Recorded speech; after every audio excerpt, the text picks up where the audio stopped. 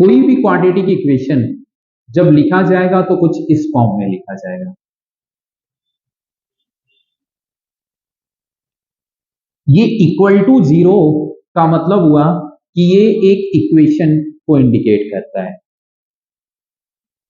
अगर मैं यहां पे ये चीज हटा दूं तो ये इक्वेशन नहीं रहेगा, फिर ये पॉलिनॉमियल बन जाएगा।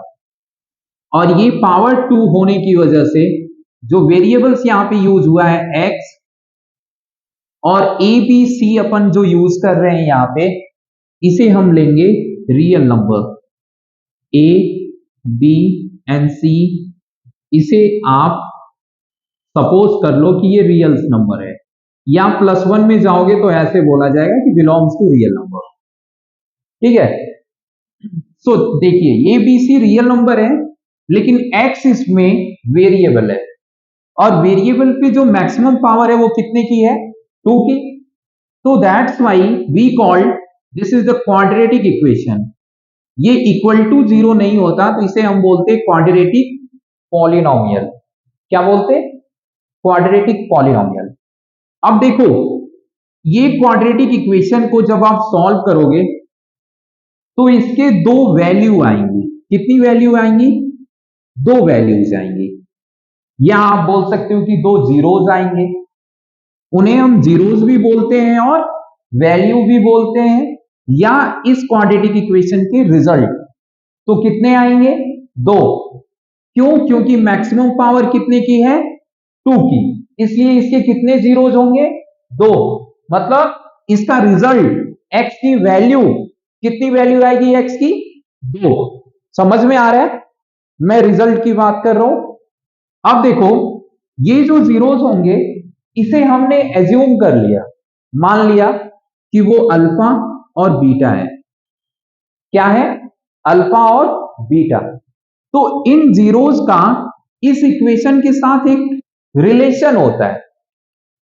ठीक है, तो वो रिलेशन ये है कि ये तो इसके जीरोज है, मतलब हमने माना कि ये अल्फा बीटा है, बट है तो ये रिजल्ट ही ना इस इक्वेशन का।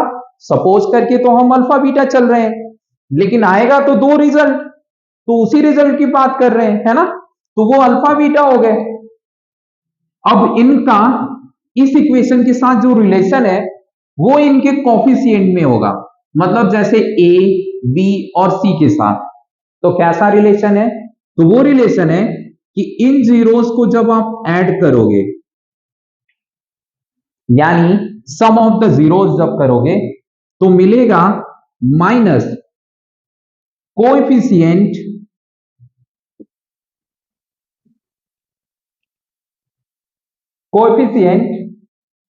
ऑफ x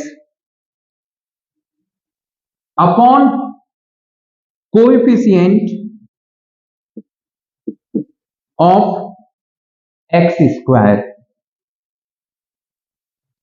ठीक है, समझ में आया। सो यहां पे कोएफिशिएंट x का क्या है इस इक्वेशन में, आप बताओ क्या है, माइनस लिखा। कोएफिशिएंट ऑफ x क्या है, b, तो यहां पे लिखोगे b। Coefficient of x square क्या है, a, तो यहां लिखोगे a।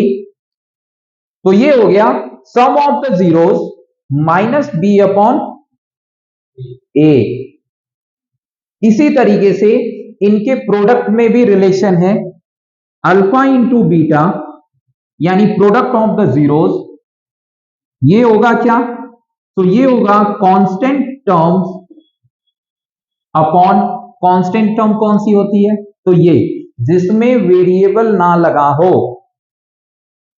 जिसमें वेरिएबल ना लगा हो वो पूरी की पूरी टर्म क्या बोली जाएगी, कांस्टेंट टर्म।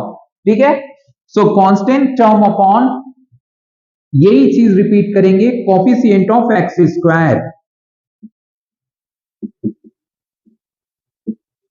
समझ में आया।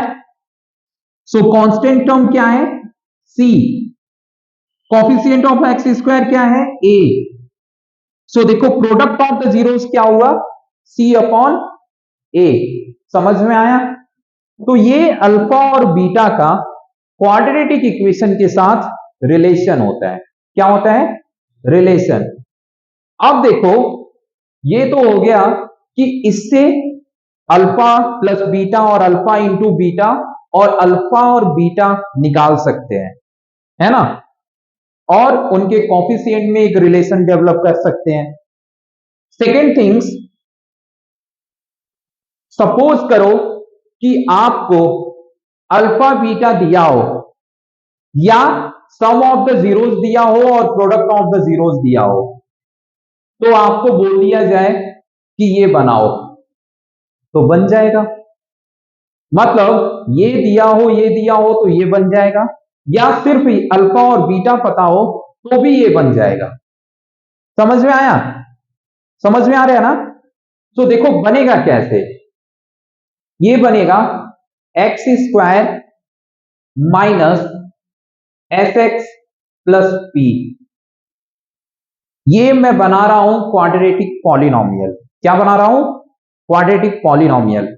अगर यहां इक्वल टू 0 लगा दिया तो ये बन जाएगा क्वाड्रेटिक इक्वेशन। समझ में आया? सो देखो एस क्या है? So S stand for sum of the zeros,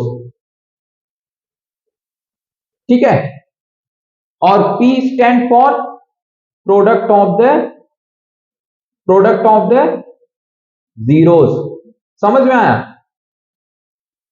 so F, यहां देखो, इसको अगेन मैं लिखूंगा x square sum of the zeros, मतलब alpha plus beta, alpha plus beta x into x plus product का मतलब alpha into beta, alpha into beta equal to 0। ये हो गया क्वाड्रेटिक इक्वेशन बनाना अगर अल्फा बीटा दिया हो तो। समझ में आया? सो अल्फा बीटा के क्या रोल है क्वाड्रेटिक इक्वेशन में, आई होप आप समझ गए होंगे।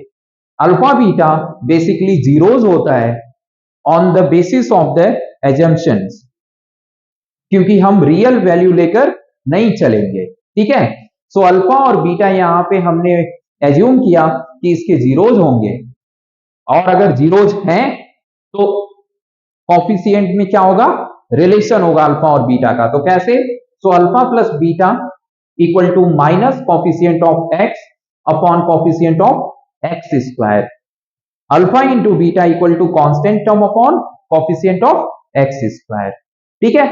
इसे आप माइनस बी अपॉन ए लिख सकते हो और इसे सी अपॉन ए, क्योंकि this is the standard form of quadratic equation, ठीक है। क्लियर? कोई डाउट? कुछ पूछना है? कोई डाउट है इसमें?